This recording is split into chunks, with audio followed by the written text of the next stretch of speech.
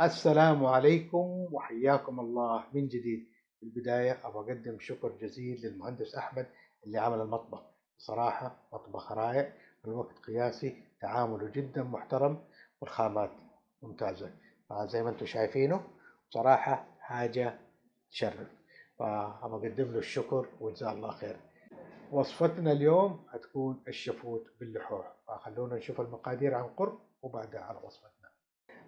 المقادير عندي: لحوح، خيار، كزبرة، ثوم، فلفل اختياري، ليمون، كمون، ملح، لبن زبادي، ولبن رايب.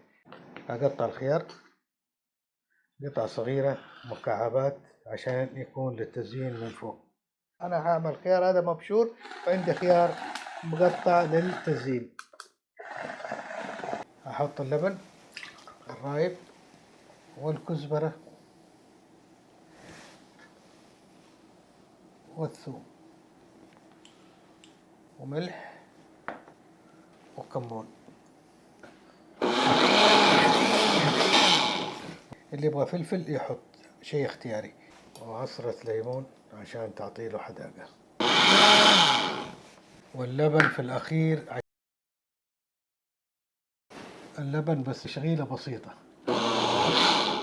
عشان يعطينا قوام متماسك. الطبقة الأولى أحط شوية من الخليط وشوية من الخيار،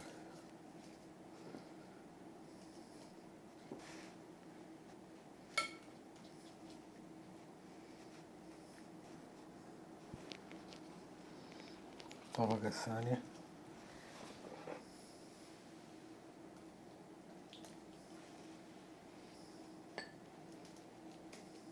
نوزعها برضو نفس الشيء.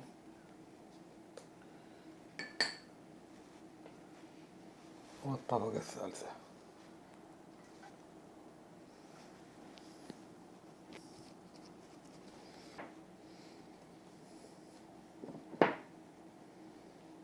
الطبقة الثالثة. وزع اللبن على كامل اللحوح.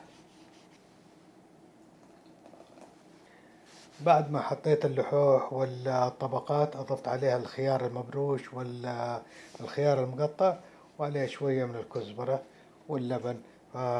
هذه هي الوصفة، شفتوها كيف كانت؟ إن شاء الله تكون ناسبتكم. في الختام، سبحانك اللهم وبحمدك، أشهد أن لا إله إلا أنت، أستغفرك وأتوب إليك. ولا تنسوني من خالص دعاكم والاشتراك بالقناة وتفعيل الجرس عشان يوصلكم كل جديد. شكرا لمتابعتكم، مع السلامة.